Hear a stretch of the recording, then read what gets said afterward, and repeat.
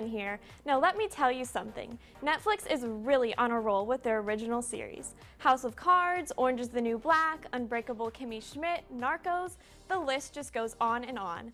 And what's the newest member of the party of original quality? It's Master of None, the new comedy series from comedian Aziz Ansari that released all 10 episodes of its first season just last week.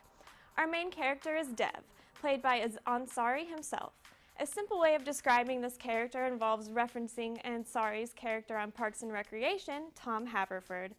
Dev is what Tom was parodying on the NBC series, a young millennial who's on the up and up on the latest technology but is still trying to figure out his place in life.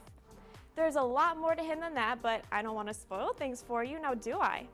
Master of None follows Dev as he makes his way through life living in New York as a struggling actor whose biggest claim to fame is a Go-Gurt commercial. He's joined by friends Arnold, played by Eric Wareheim, and Denise, played by Lena Waithe, along with Noelle Wells as romantic interest Rachel. Special shout out to Noelle Wells, who is a graduate of the RTF program right here at UT. Hook 'em horns, Noelle. Anyway, Master of None is a vehicle for Ansari to discuss various topics from the state of communication with technology, being children of first-generation immigrants, Hollywood racism, to feminism.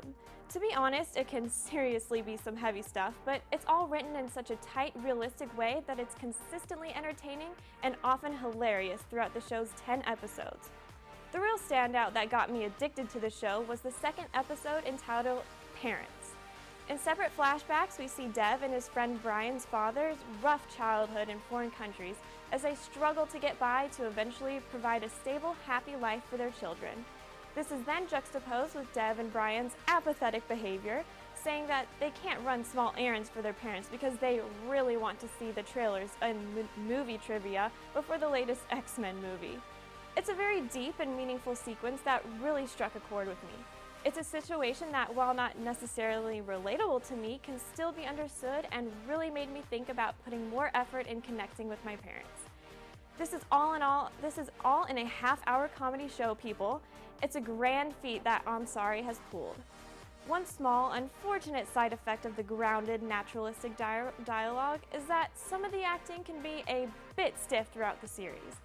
Everyone here gives commendable work with special mention to Noelle Wells again, but others seem to rattle off dialogue in a way that feels disconnected from the situation.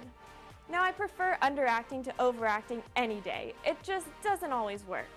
Speaking of actors, though, there is a ton of guest actors on the show, from H. John Benjamin, aka Bob on Bob's Burgers, and Archer, to Claire Danes.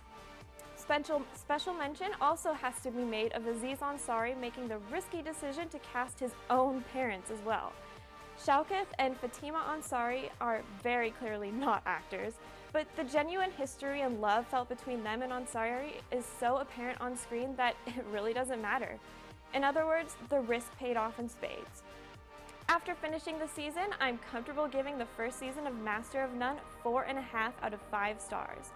While the acting can be a bit bumpy at times, the incredibly strong writing from Ansari and co-creator Alan Yang easily makes up for it.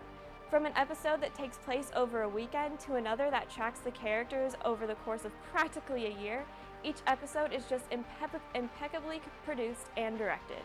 Keep on keeping on, Aziz Ansari, and Netflix too. You haven't disappointed me yet, so let's keep the hits coming. Back to you guys.